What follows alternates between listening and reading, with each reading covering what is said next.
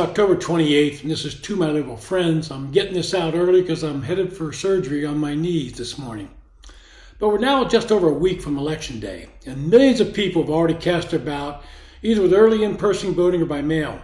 And this is the time that candidates should be delivering their closing argument, one that speaks to their qualification to be president and to the programs they think will move this nation forward. Donald Trump, whether you like him or hate him, he's been on the campaign trail telling voters why he is the better choice. He speaks on policies that he will implement if elected to the Oval Office once again.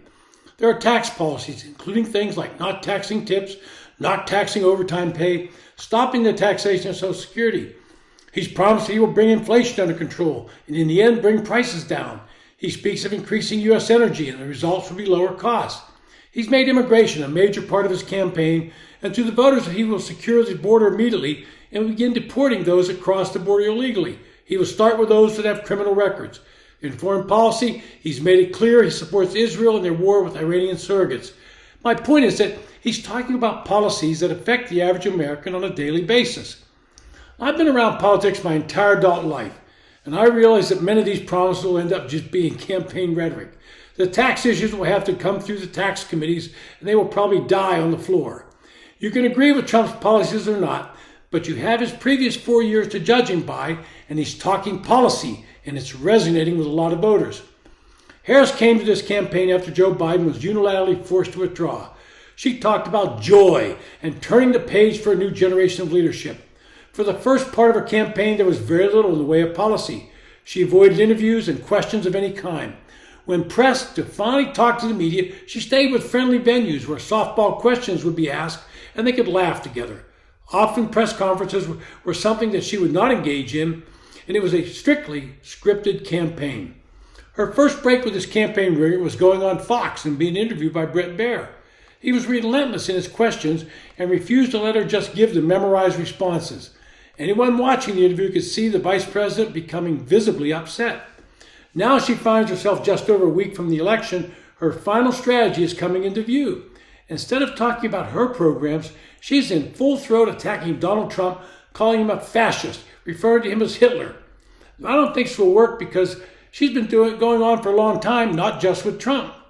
Democrats have used this tactic for decades. It's been an integral part of the Democratic political playbook, utilized almost as much as calling the Republican nominee a racist. Yet somehow, after each warning, the Third Reich is yet to materialize in the United States. This includes when former President Donald Trump was president from 17 to 21.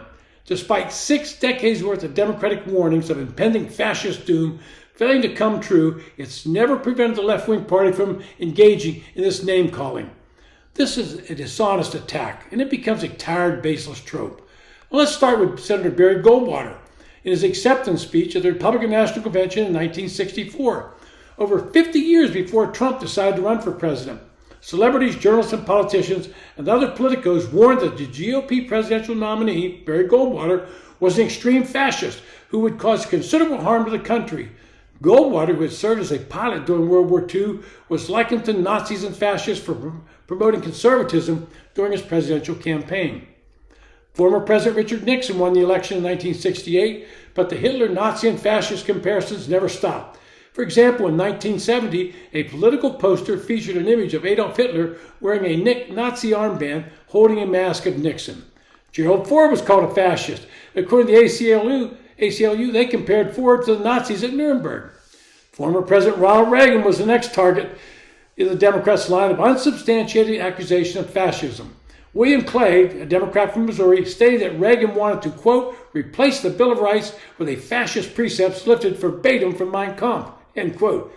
Of course, that never happened. The Los Angeles Times cartoonist Paul Conrad drew a panel depicting Reagan plotting a fascist putsch at a darkened Munich beer hall. Harry Stein wrote in Esquire that voters who supported Reagan were comparable to the good Germans in Hitler's Germany.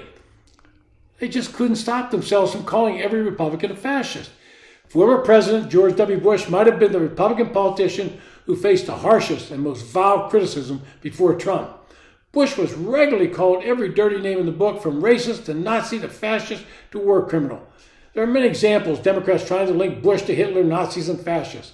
Mitt Romney, who many Democrats now praise because of his opposition to Trump, was also called a fascist. I think you get the point.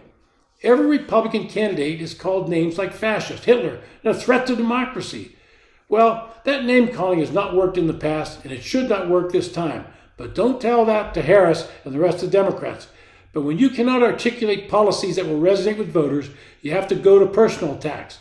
She needs to talk policy, and she's unable to do so because she doesn't have policies and doesn't understand them. This has been To My Liberal Friends. Thanks for listening. If you enjoy the podcast, hit the subscribe button.